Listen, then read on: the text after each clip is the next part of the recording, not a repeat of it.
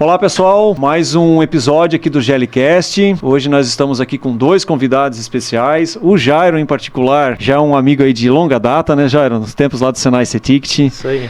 Agradeço demais o aceito no convite, estar aqui com a gente, falando um pouquinho mais sobre qualidade. Jairo e Sérgio, eu gostaria que vocês se apresentassem, falassem um pouquinho mais, né, do Instituto Têxtil ligado ao Senai, aos laboratórios que fazem parte do Instituto. Fiquem à vontade aí, obrigado mais uma vez por terem vindo. Eu que agradeço aí pelo convite, né, pra gente é importante estar participando desses momentos também. Eu sou Jairo Dias, sou coordenador do Instituto Têxtil, Vestuário e Design, né, Santa Catarina. E nós temos um laboratório em Blumenau, a FEBET, onde a gente faz análise de fibra de algodão e fios, né, atendendo indústrias têxteis aí no Brasil inteiro. E temos nosso laboratório também em Brusque, o Lafite, né, onde a gente faz análise de tecidos, né, análise físico-química em tecidos também, né. Então são dois laboratórios que a gente tem, trabalhando sempre junto com a indústria, sempre prestando serviços aí e atendendo, né, as necessidades dessas empresas da indústria têxtil aí no Brasil inteiro, né. Uhum. Sérgio. Bom dia a todos, eu sou Sérgio Vieira, trabalho no laboratório do Instituto em Blumenau, que é a FEBET, sou responsável técnico, então estamos aí para trocar umas ideias. Obrigado. E o FEBET, Lafite já não tem 5 anos ou 10 anos, né? Eu acho que tem um pouco mais, né, de história aí. Como é que, quantos anos tem hoje? Pouquinha coisa, André, tá desde a década de 70, né, nosso laboratório de Blumenau é de 1970, de Brusque é de 1971, né? Então a gente vem trabalhando desde, né, do início da fundação desses laboratórios, sempre procurando atender as demandas que a indústria nos traz, né? Hoje a gente tem aí mais de 230 ensaios e novos ensaios estão aparecendo, né? Sempre a empresa vai dizer pra gente, eu preciso de um ensaio e hoje a gente não tem no mercado, então a gente vai estar trabalhando aí para desenvolver esses ensaios para poder atender essa demanda, né? E já aproveitando essa tua fala, aproveitando aí esse gancho, quando esse ensaio, ele ainda não é uma norma, é um procedimento interno de vocês, né? Do próprio Senai. Isso depois com uma força, esse ensaio, esse procedimento interno, ele pode virar uma norma? Considerando, né, a expertise já do Senai nesse sentido? Na verdade, como é que funciona? Boa parte dos ensaios que a gente realiza hoje, principalmente em Brusque, eles são baseados em normas, né? Então a gente trabalha com normas nacionais, normas internacionais, né? Então boa parte, eu diria que 80% dos ensaios realizados, 90% dos ensaios realizados em Brusque são baseados em normas. Por que isso? É importante que a gente siga sempre a mesma metodologia para que o resultado que a gente tenha no nosso laboratório seja o mesmo resultado que um laboratório lá nos Estados Unidos fez o mesmo ensaio, e seguindo a mesma metodologia a gente consegue fazer isso. No procedimento interno, às vezes não, né? Porque tem as questões ambientais, de quem vai realizar o ensaio. Então, a boa parte, a maioria deles são baseados em normas justamente por isso, né? Para a gente não ter divergências em resultados dos ensaios. E alguns, claro, como não tem normas, alguns dos ensaios que a gente faz, né, e depois o Sérgio pode falar melhor sobre isso também, a gente procura estar criando esse procedimento e também fazendo checagens, né, com outros laboratórios aí, para que a gente tenha certeza que o nosso resultado seja coerente e seja aquilo que a empresa precisa, né? Complementando e pegando essa situação, na questão principalmente de análise de algodão, o ponto principal é a questão de climatização. O ambiente tem que estar dentro das condições e é baseado numa norma internacional que é a ISO 139. Então, você imagina analisar um algodão na região de Blumenau, que normalmente a umidade é acima de 80, alta, versus uma análise feita lá no centro-oeste, que a umidade é 40, 30. Então, isso é um ponto importante. Manter o sistema de climatização bem, trabalhando bem numa situação redondinha.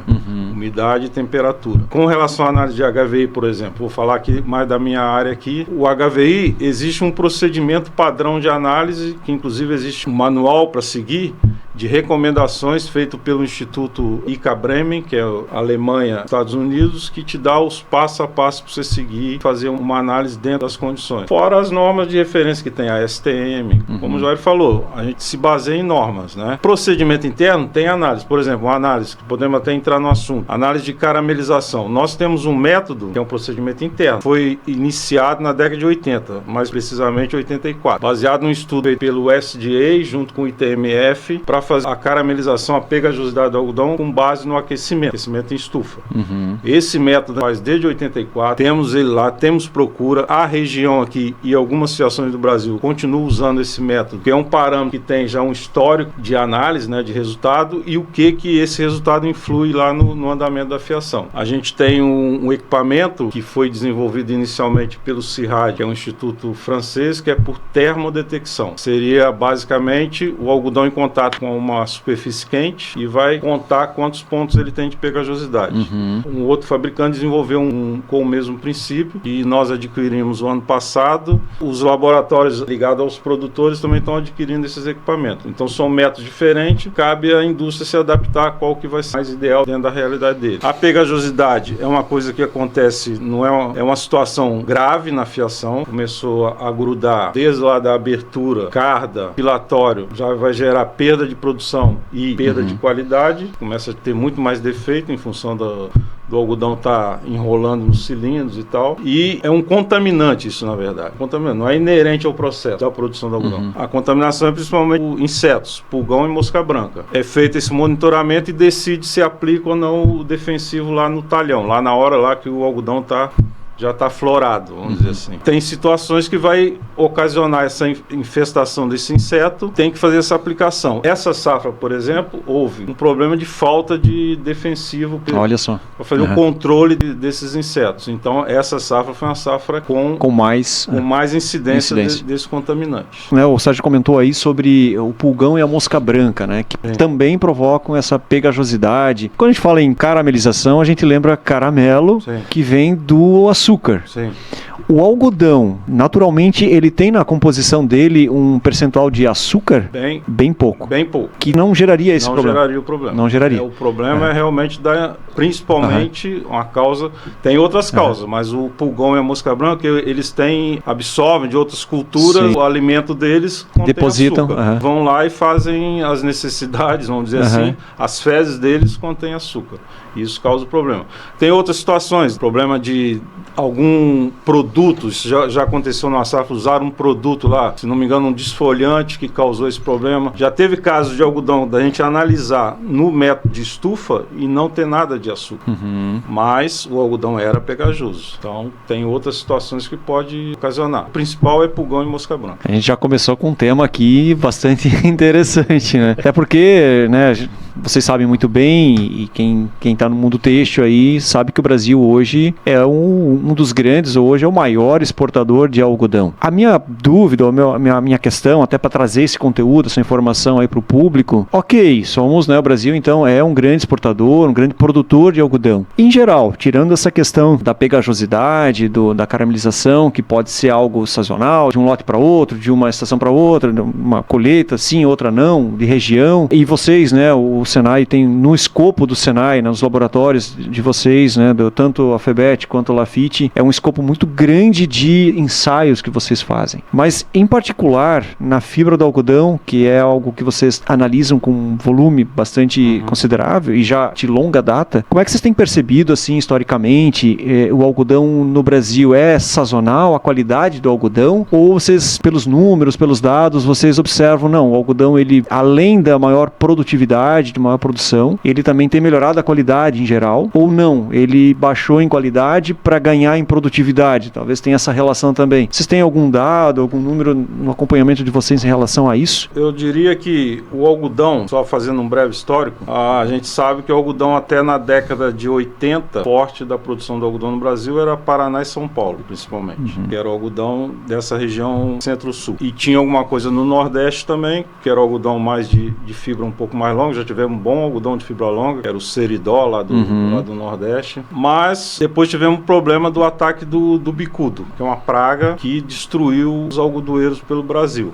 Então o Brasil, a partir da década de 90, um período ali, começou a importar algodão. Consumiu muito algodão do Paraguai, Argentina, da África, Estados Unidos, etc. Nesse meados ali da década de 90, começou a desenvolver o algodão lá no Centro-Oeste, no Mato Grosso, especificamente. Quem começou isso foi o Olacide Moraes, que é aquele famoso famoso lá, que era o rei da soja na época, começou com algodão. Fazenda Itamaraty lá no Mato Grosso. Aí começou a desenvolver variedades. Antigamente, nessa época, a gente tinha uma variedade no Brasil, que era Instituto Agronômico de Campina. Começou a desenvolver variedades adaptadas ao Centro-Oeste. Aí o Brasil mudou de produção, vamos dizer. Começou ali nos anos 2000, né, a expandir para lá. Passou de uma produção que era muito ligada a pequenos produtores, normalmente ligado a cooperativas, plantavam, colhiam, entregavam para a cooperativa beneficiar e comercializar o algodão. Para grandes produtores em grandes áreas. Aí saiu de uma colheita manual para uma colheita mecanizada, a produção toda mecanizada. O que acontece nesse processo aí? A colheita manual agride menos a fibra, o beneficiamento de separar a semente da pluma era feito em máquinas muito menos velocidade, e se olhar as fiações, as tecelagens da década de 80, nem se compara em termos de velocidade ao que a gente tem hoje. Sim, os teares, um absurdo. Teares, filatório. Filatório rodava 8.000, 10.000 RPM num fio 30. Hoje é 18.000. Então, quer dizer, o algodão passou a ser muito mais exigido também. Então, tem essa situação. Mas, eu diria, com base em dados nosso lá e do CBRA, que é o Centro Brasileiro de Referência de Análise de Algodão, que é lá em Brasília, que monitora os laboratórios ligados aos produtores, que analisam o algodão para o algodão ser comercializado, nós ali normalmente analisamos o algodão que a indústria já adquiriu. Existem esses laboratórios lá nas regiões produtoras que analisam o algodão antes da comercialização dele. Para inclusive dar um preço para aquele, vai classificar aquele algodão para dar um preço para ele. Antigamente era só com base em classificação visual, só o tipo visual. Sim. Hoje já entra os parâmetros de HVI, os parâmetros da análise tecnológica, vamos dizer assim. Com base nesses dados, a gente vê que o algodão praticamente se mantém, o algodão é uma fibra natural. O clima tem uma grande influência. Sim. Mas eu diria que os 80%, 80 e poucos por cento ali, das características, se mantém num nível, eu diria, bom. Né? Aceitável, muito bom até, em algumas situações. Nessa safra mesmo, a gente tem visto algodão dando, por exemplo, 31 milímetros de comprimento. Numa média geral, vamos dizer, algodão de 28 a 30 está quase nesses 80%. Resistência acima de 28 também nesses 80, 85%.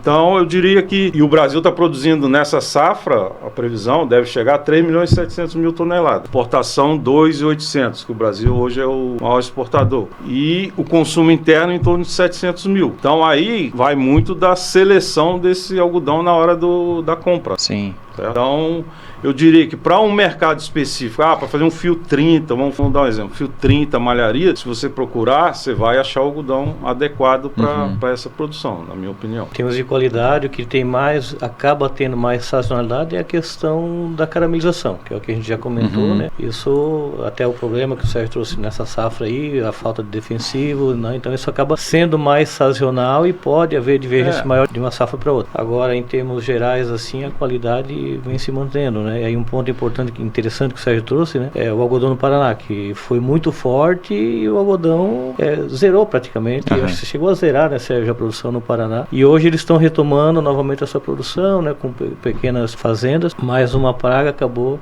decimando aí, acabou acabando toda a produção do algodão no Paraná, reduziu bastante em São Paulo também. E hoje o Centro-Oeste, Mato Grosso, é a maior produção, de longe, né? Hoje 73% da produção nacional do algodão está no Mato Grosso, né? Então acabou migrando, né? Um problema de uma praga que gerou no passado. Sim. E essa produção acabou migrando aí de estado, né? Tinha naquela época uma variedade. Hoje você tem quase centena de variedades. E as indústrias que desenvolvem a semente estão cada vez mais procurando a melhoria, tanto para a qualidade a questão genética, né? Exatamente. Hoje o algodão é geneticamente modificado. Sim.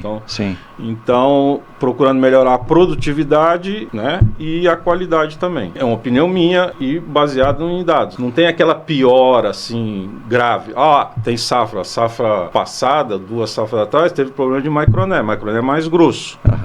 Isso em função de clima também. O algodão acabou ficando com microné, que é a finura, está relacionada à finura da fibra, né? Sim. Microné, na verdade, é um índice, mas admite-se como sendo a finura. Diretamente relacionado com a espessura da fibra. Que vai ter influência na fiabilidade, no número de fibra na seção transversal. Eu ia comentar isso. E que vai impactar lá no tingimento. Isso. Então, para fazer um fio OE, por exemplo, que exige mais fibra na seção transversal, um fio 30, um microné de 4,8, 4,9, você já vai ter problema. Menos fibra, menos resistência no fio. De repente, para ter aquela mesma espessura, a gente fala de título de fio, sei lá, tu teria lá umas 80 fibras na seção transversal, vai ter 60, já está na mesma espessura. Isso impacta diretamente em toque, caimento do tecido, em tingimento, absorção, um monte de coisa.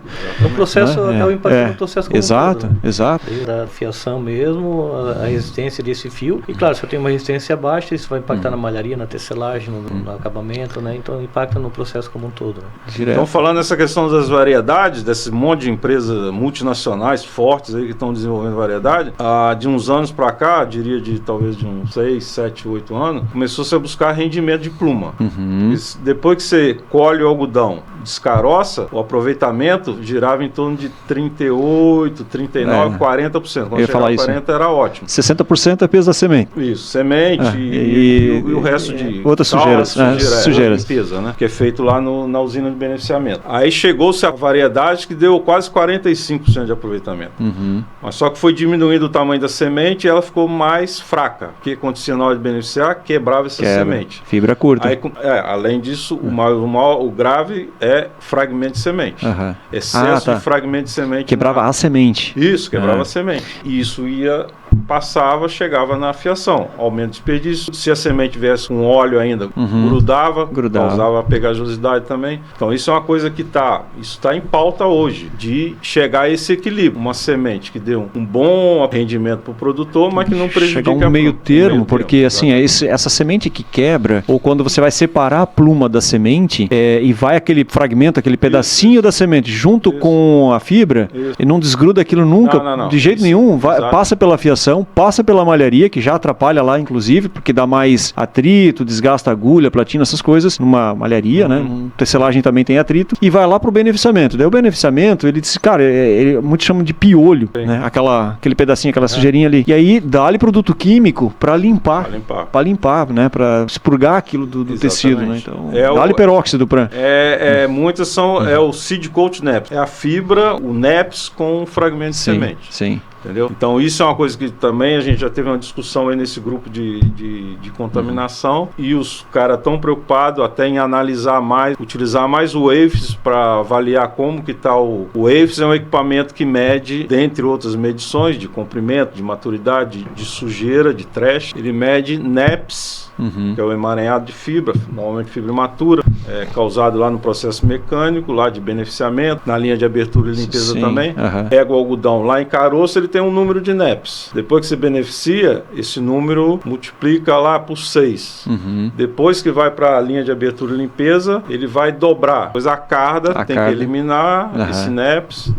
E se o fio for penteado, vamos dizer, a carda elimina 80%, que é o ideal. Depois a penteadeira vai eliminar mais 50%. Analisa esse seed coat NEPS, que é o NEPS com fragmento de semente.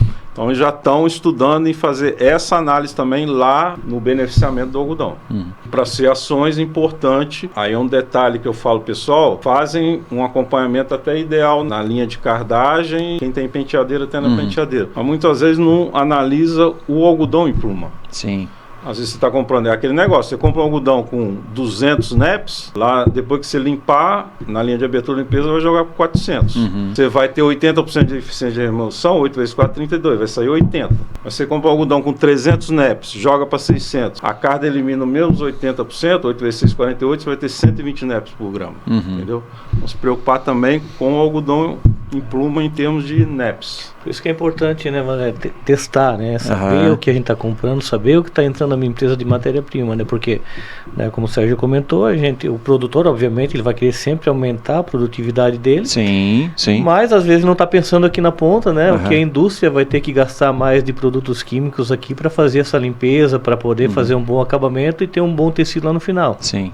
Então o teste é bem importante, né? O teste da matéria-prima, porque eu testando na entrada da minha empresa, eu consigo direcionar, esse aqui está com mais sujeiras, né? Então vamos botar no fio mais grosso, vamos botar no fio para um artigo não tão nobre, né? Então dá para fazer esses direcionamentos, né? Mas é importante a gente saber o que está entrando, né? E só o teste vai dizer isso. Tem as duas pontas, né? Numa ponta, tu tem ali o produtor, a fazenda de algodão, que ele tem uma condição, plantio dele, seja genética, solo, clima, né? Inclusive o Brasil é extenso, muda o clima muito, mas e na outra ponta tu tem o consumidor que tem uma exigência de qualidade, tu tem a confecção, você tem o beneficiamento e vai toda a cadeia. Só que se na ponta do consumidor nós somos exigentes, né? Nós queremos qualidade, durabilidade, só que se vem com um padrão não é adequado ao que consegue entregar aqui nessa ponta do início do processo, não vai ter ninguém que vai conseguir fornecer. Então vai ter que ir se adequando e por isso, né, Jair, Sérgio, é importante conhecer as condições, conhecer tecnicamente, aí a gente consegue abrir uma conversa e entender o porquê que chegou naqueles padrões, porquê que tem essa sazonalidade, porquê que aconteceu a caramelização. Poxa, então a fiação disse, não, eu não vou aceitar, mas não tem como não aceitar.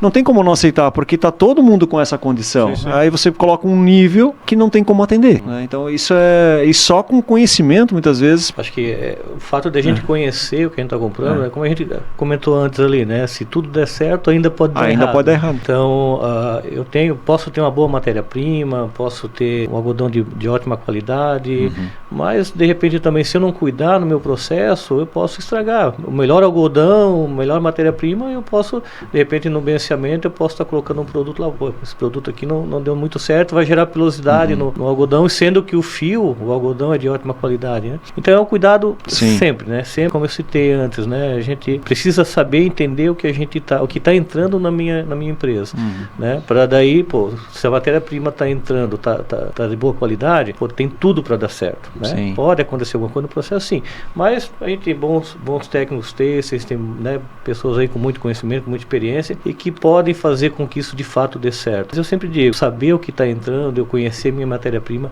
é fundamental a importância para que a gente tenha um produto de qualidade. Né? E muitas vezes saber direcionar. Exato. Cada produto, sempre falo isso, existe o que é qualidade, existe o que é característica. Então o que é característica não é um problema de qualidade, é característica. Não adianta um open-end querer que tenha um toque de um penteado. Sim. Então essa é uma característica do produto. E saber então direcionar, aonde aplicar. E a fiação importante, hoje você tem as máquinas modernas, se mistura 90 fardos às vezes no blend-o-mate. Importante você ter uma mistura, usar os dados do HVI para fazer essa mistura o mais homogênea possível.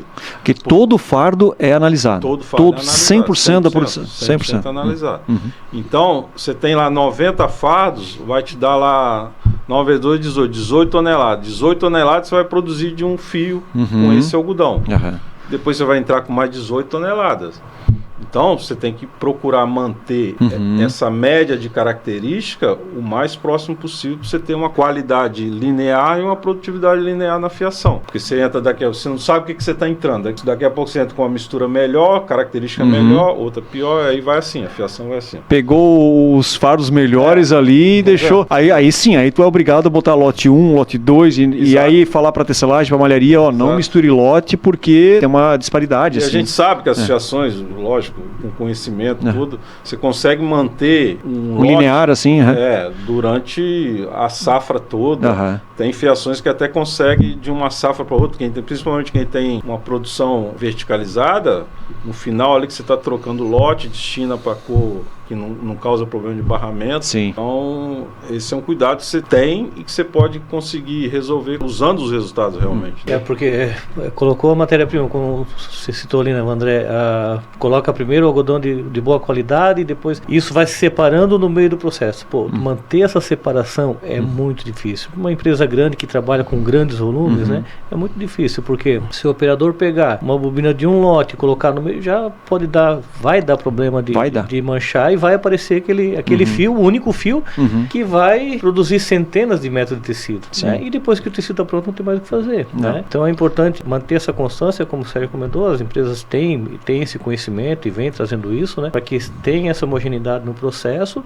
E uma vez que terminou esse lote aqui, vai entrar agora, eu estava com o algodão lá da Bahia, agora vai entrar o algodão lá do Paraná, do Mato Grosso, né? Então a limpa termina todo esse processo aqui, vai limpando as máquinas e entra outro algodão, e aí sim um outro outro lote, aí é mais fácil de conseguir manter isso no processo, né?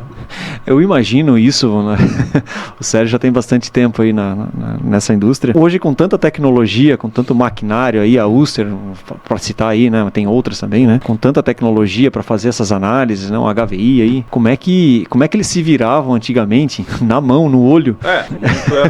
Comprimento de fibra, por exemplo, era na puxada da mão. Sim. Depois veio o fibrógrafo. Eu peguei a época da fundação, não como funcionário, mas como cliente, vamos dizer assim, como indústria, usando os resultados, o trabalho da fundação. O comprimento era feito em 10% do lote. Né? Era no fibrógrafo, manual, preparar o pente, medir, anotar. Mas era o que tinha e dava para se virar. Você tinha uma base ali do lote, vamos dizer assim. De uma carreta de 140 amostras, era analisado 14 fardos. A Micronet também era feito percentual, a resistência era feita percentual. Mas a coisa vai evoluindo, você tem que ir evoluindo junto e utilizando justamente a tecnologia. Né? Hoje você tem a oportunidade de utilizar 100% das análises dos fardos. E hoje esses laboratórios que participam desse programa, os resultados, a confiabilidade desse resultado é muito grande. Né? Nós, como fundação, ajudamos a iniciar alguns laboratórios no Centro-Oeste e pelo Brasil. Em Minas, também pelo Brasil, levando conhecimento e ajudando eles a startar esses laboratórios. Né? Com os anos, isso também foi uma coisa que evoluiu assim muito, sabe? Antigamente você tinha muita dúvida em relação a resultados. Sim. Esse é um fator que melhorou assim. Isso é uma questão que eu ia trazer para vocês também, da confiabilidade. É óbvio que se vocês, né, o Jairo já comentou isso antes, se vocês estão trabalhando, o Sérgio colocou a questão da climatização do laboratório, não adianta ter o melhor maquinário, o melhor profissional ali fazendo análise, o ensaio, de repente você não está controlando, você já não tem uma garantia, uma certeza, uma confiabilidade naquele resultado. Então hoje toda essa tecnologia, então hoje é confiável realmente, né? Quem fez dentro das normas, né?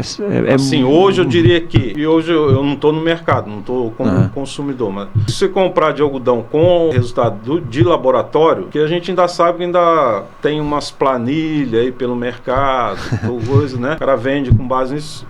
Você comprou, você tem que estar sujeito a acreditar naquilo que está ali. Então, de preferência, comprar com o laudo que venha direto de um desses laboratórios que são ligados a esse programa, entendeu? Aí você tem uma confiabilidade mesmo, 98% pelos parâmetros dele, do CBRA, de confiabilidade com base nessa rechecagem que é feita. Sim.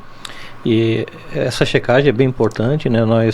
E para nós, enquanto pessoas de serviço, é mais importante ainda, porque a gente tem a obrigação de entregar um relatório, né, fidedigno para os nossos clientes, né? Então a gente faz interlaboratoriais com a Testex, né, Sérgio? E a parte de fios.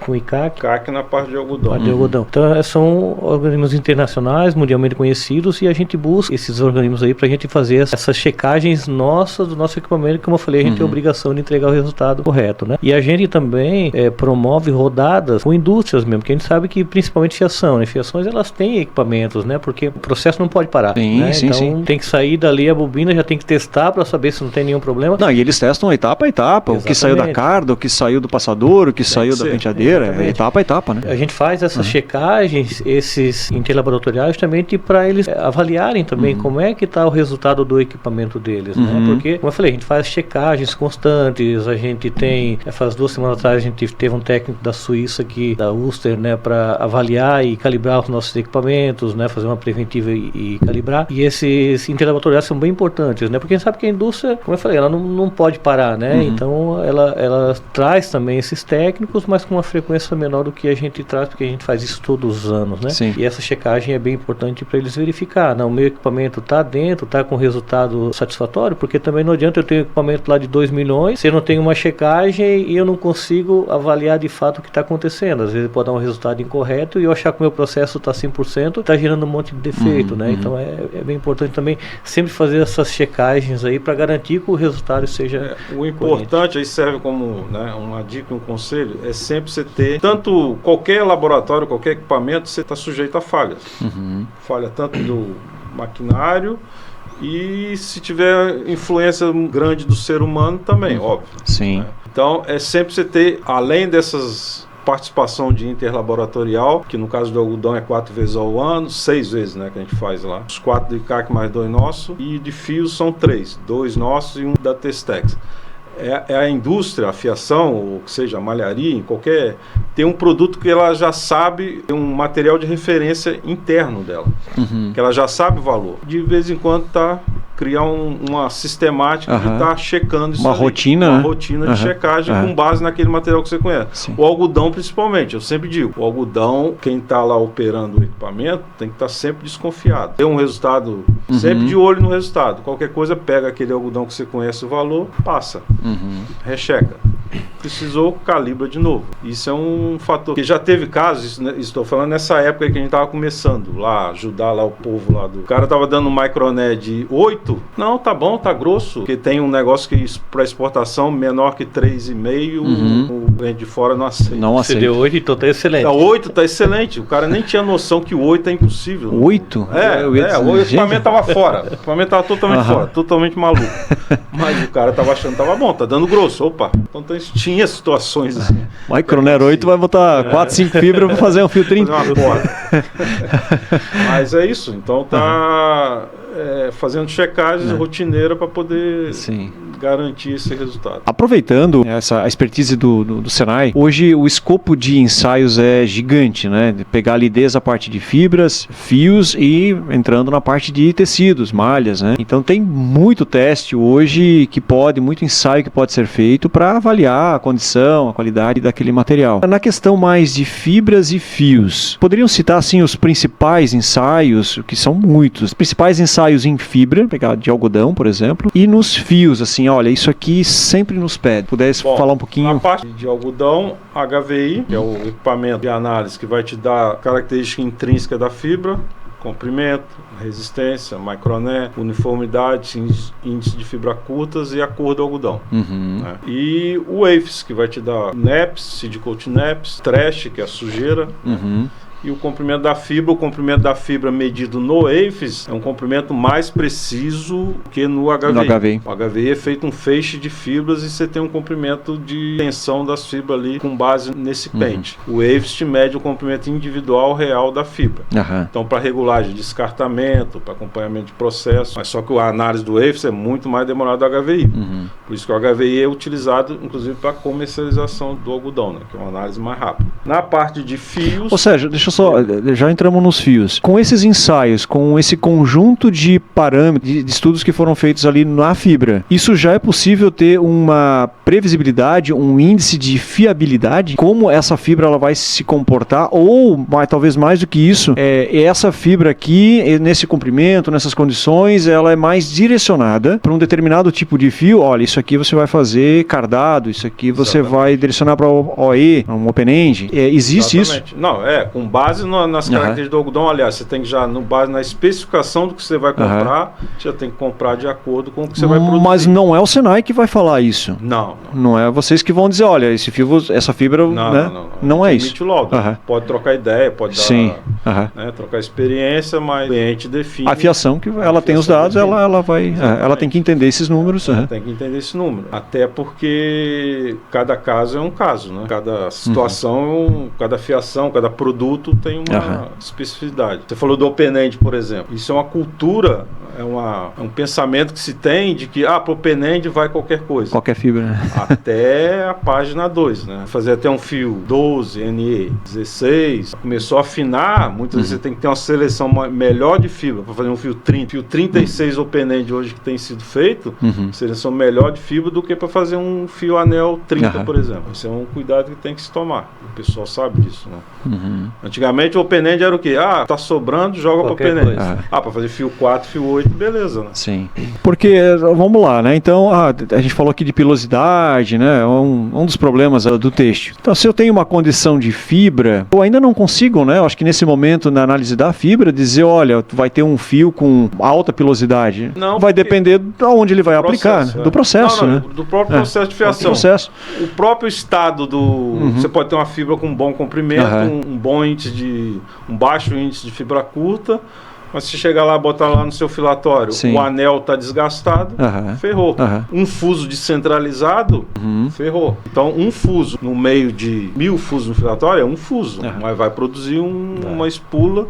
Isso depois vai cair num conical e vai cair numa peça. Sim, entendeu? Sim, exato. Agora, uma vez que o fio já está pronto, aí sim, ele já consegue começar a medir e dizer se aquele fio está mais propenso ou não a gerar pilosidade. Mas também não é uma regra, né? Não é, o fio deu um índice de pilosidade um pouco maior que vai ocasionar pilosidade no tecido lá na frente, porque também depende do processo, depende de para qual artigo que ele vai ser direcionado. A partir do fio a gente já consegue, só que como a gente já comentou antes, uma vez que o fio está pronto, o que tu vai fazer, né? Então, por isso é necessário esse cuidado desde o início, né? Para não ter surpresa no processo. A gente começa a entrar na questão dos fios. Aí você tem os testes, as análises que a gente faz são de titulagem, que é a mais simples que tem, mas é importante. Né? Quem não controla, às vezes você pega lá um título na média, mas variando de 21, um fio 30 variando de 28 a 32. A média, ela é complicada. Ela é um dado importante, mas ela pode se afogar, né? Num rio, né? Você tem que avaliar o coeficiente de variação. O CV, coeficiente de variação. Coeficiente de variação. Para a malharia, enfim, para o tecido, é o dado, eu acho que mais importante. Muitas vezes é melhor ter todo 28, considerando que seria um fio 30, é melhor ter tudo 28 do que variando de 28 para 30. Aí a torção do fio, torção malharia, torção tecelagem plana, isso é medido. A torção é importante no destino do produto. Sim, impacta em muitas coisas, toque, caimento, estabilidade, tudo. A parte de regularimetria seria a variação de massa do fio, a ponto fino, as irregularidades, ponto fino, ponto grosso, NEPs, e a pilosidade, que é medido também nesse mesmo equipamento com outro módulo.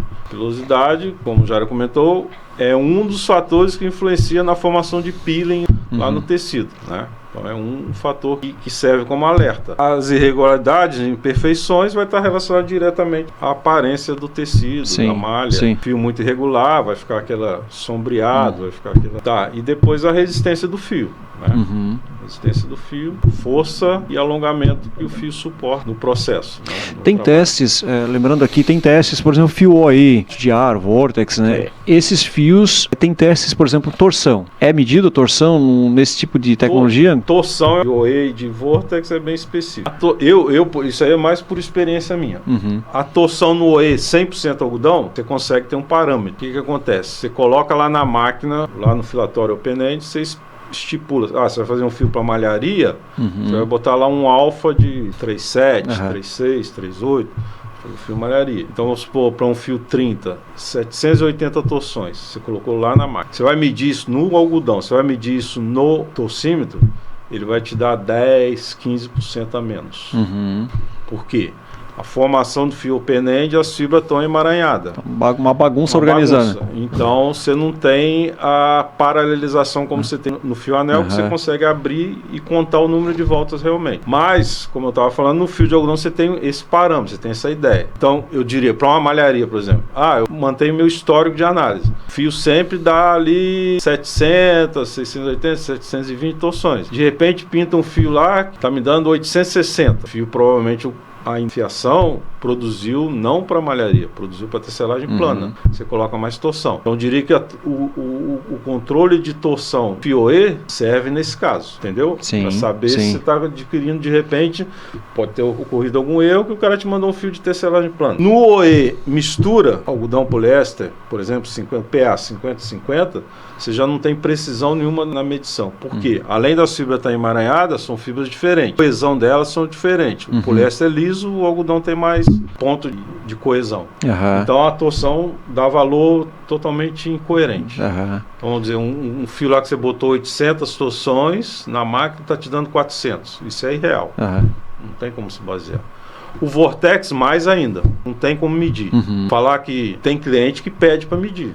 Porque ele tem um núcleo que não torce. Não torce.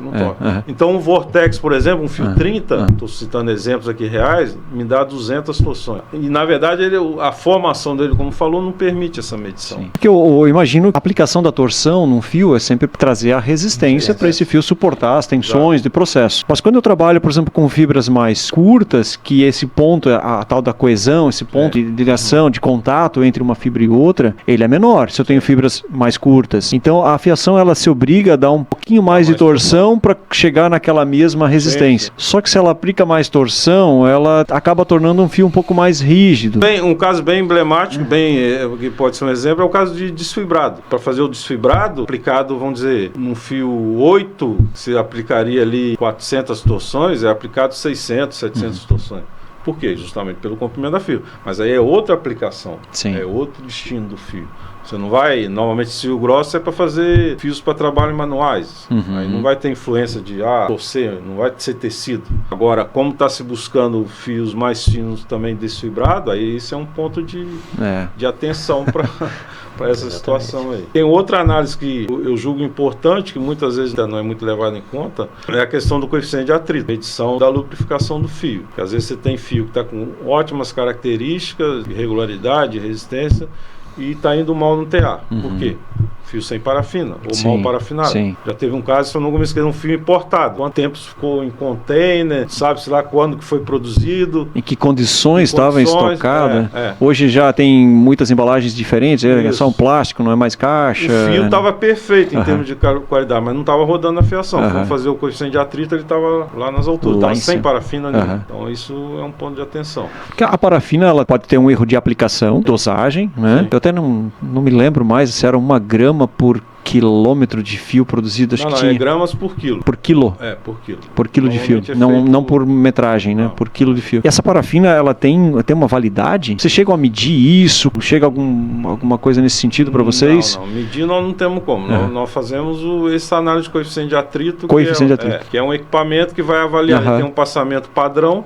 Quanto melhor lubrificado, menor a resistência que ele vai oferecer esse passamento. Está relacionado diretamente ao trabalho no TA. Né? Aí para cada tipo de fio tem um parâmetro? Um parâmetro geral. Geral. A teoria, que tem até pouco material disso, a teoria diz que com a parafinagem, com a lubrificação, você tem que reduzir em torno de 50% o índice de coeficiente de atrito. Então, você pegar um fio cru, sem parafina, ele vai te dar ali em torno de 0,30, 0,32. Depois de parafinado, ele vai cair para 0,14, 0,15, 0,16. Ele cai pela metade. Se for feito bem essa... E a parafinagem muitas vezes pode ocorrer de o operador esquece, acabou lá a parafina, ele não trocou. Pode ser. Trancou lá o fuso lá, aí forma um canal na parafina, vai passar Fica passando ali naquele canalzinho na parafina. Tá girando, e às vezes o pessoal tá batendo cabeça lá no processo, lá na malharia, não roda, e às vezes é uma coisa aparentemente simples, né? Que também não dá pra gente olhar pro fio e dizer, tem parafina, não tem mais ou tem menos.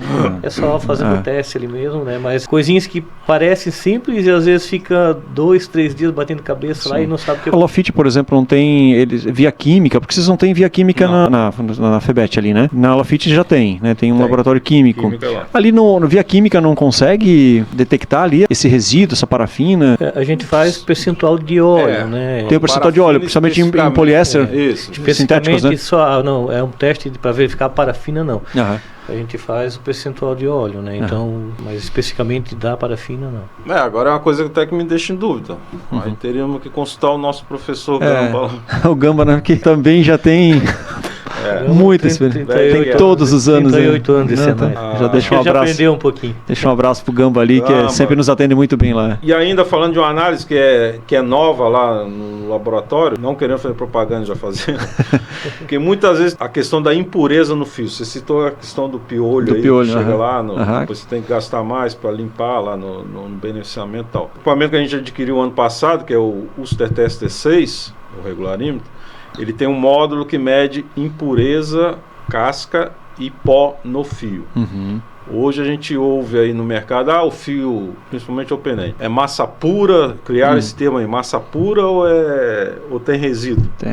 Pessoa consultando, dá para saber se é 100% algodão via nada? Não, o resíduo de algodão é algodão. Sim. Esse módulo desse equipamento, ele faz uma contagem de impureza, que são partículas acima de 500 micron, e de pó, que são partículas menores de 500 micron. Você comparar, tem um fio A e um fio B, tem um exemplo disso lá, nesse caso ali é exagerado. que a diferença visual já é grande, mas nos valores obtidos lá no equipamento também é enorme. E existe também, já existe para alguns fios, a referencial da estatística Ulster para esse índice também de impureza e pó. São detalhes que a olho parece que visualmente, esteticamente não tem diferença, mas que no processo, seja, sei lá, um tingimento, alguma coisa assim, ele pode estar impactando, e daí não sabe por que não chegou na tonalidade, por que manchou, porque não viu lá o percentual de óleo, muito pó, às vezes não sabe o porquê. Agora tem como medir, inclusive. Olha aquele monte de matéria-prima lá, tu pode até olhar, analisar na luz lá, olha, não, tudo certo. E aí entra um lote lá com óleo, outro lote sem óleo, dado o tingimento, um vai absorver mais, outro menos, né? Olha o que eu digo,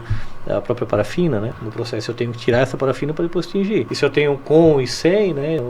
A chance de eu ter algum barramento ali é bastante grande, né? Então, o texto a gente brinca, né? É uma caixinha surpresa. Todo dia são coisas diferentes, coisas novas, por mais que esteja olhando, cuidando do meu processo, faça tudo certinho, amanhã aparece alguma coisa ali que a gente nunca viu na vida, então é bem isso. A gente sempre brinca lá com o Gama, inclusive, né? Ele sempre tem essa fala, né? Eu tô há 38 anos e estou aprendendo todos os dias. E assim o texto é isso, né? Todos os dias a gente precisa aprender para que, principalmente agora, né? Porque agora cada vez mais estão vindo fibras diferentes, tipos de malha diferentes, acabamentos diferenciados, então cada vez mais a gente precisa aprender e é todo dia um aprendizado, né? Não, eu estava bem dentro dessa linha aí, já era um dos participantes da nossa imersão Fundamentos da Indústria Têxtil, também já com mais de 40 anos de têxtil, ele relatou isso, ele disse, André, assim, todo dia parece que surge um novo problema, um produto antigo. Exatamente. Eu faço aquela meia malha, 30 por 1, 100% algodão há 40 anos e todo dia tem um problema novo. A gente não dominou ela ainda. Fora o detalhe que tem no texto, você monitorando tudo, controlando tudo, às vezes te aparece um problema, você bate cabeça, às vezes o problema você resolve sem saber o que foi feito.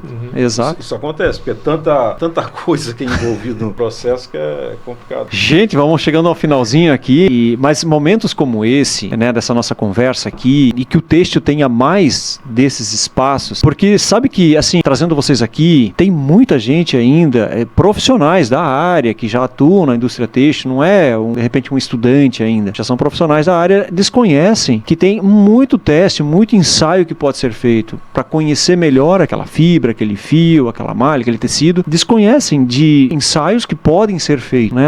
De repente descobriu por que manchou, por que barrou, N situações desconhecidos. Então, né, hoje a gente tem, aqui, principalmente na nossa região aqui, tem um laboratório, né, 2 laboratórios, FEBET e a Lafite, que tem uma expertise e um escopo gigante de ensaios que são possíveis de fazer. Então é por falta de conhecimento mesmo que muitas coisas passam e vai no achismo. Muito bom bate-papo com vocês aí, já indo pro nosso finalmente aqui. Gostaria de deixar aberta a palavra, já deixando o agradecimento ao Jairo, ao Sérgio aí, todo o pessoal do Senai, do Instituto Senai, pela disponibilidade de vocês aqui, ter essa conversa conosco, trazendo dados importantes, né, da situação do algodão e de outras questões aí que a gente trouxe. Deixo a palavra aí, um finalzinho aí para Jairo, Sérgio, se quiserem fazer algum comentário, falar com o nosso público, tem a câmera aí, fica à vontade. É isso, André. Deixa eu falar primeiro, o Jairo faz o encerramento, ele é melhor fazer isso. Pode ser. Bora lá, Sérgio. Não, realmente foi muito bom o bate-papo, assim, trocar ideia é sempre bom. E o que a gente pode dizer é que a gente está sempre à disposição lá para ligar, se quiserem fazer uma visita, está sempre à disposição, o laboratório está aberto lá para receber, discutir, trocar ideia. Conversando, às vezes o problema de serve como aprendizagem e uma troca de ideia que sempre é bom para os dois lados. Sim. Então a gente está lá à disposição. Muito obrigado. Eu que agradeço. É isso, né? Eu acho que para nós, como eu falei no início, né, é bem importante esses momentos, né, e trazer, né, o que a gente tem, mostrar o nosso objetivo, né, o objetivo da Fiesc, do Senai, é fortalecer a indústria, né?